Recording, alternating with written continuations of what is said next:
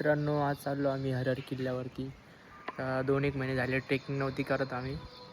तर आज चाललो आहे ट्रेकिंगला हरिहर किल्ल्याला. आता आमचे भरत आले वन साईड किंग.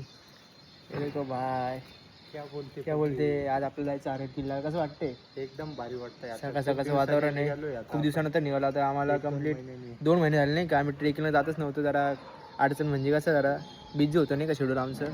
तर आज आम्हाला वेळ भेटलेला आहे. आम्ही चाललो आहे हरिहर किल्ल्याला. तर तुम्ही कंटिन्यू बघा ब्लॉग. चला पुढं.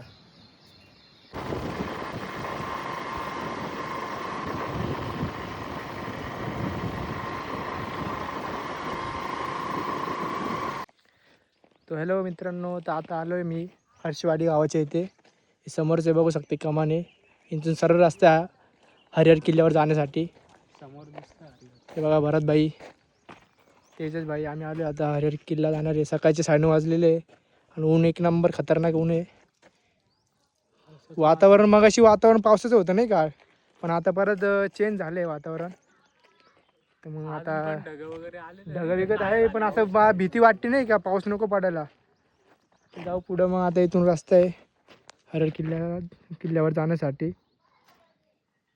जाऊ मग.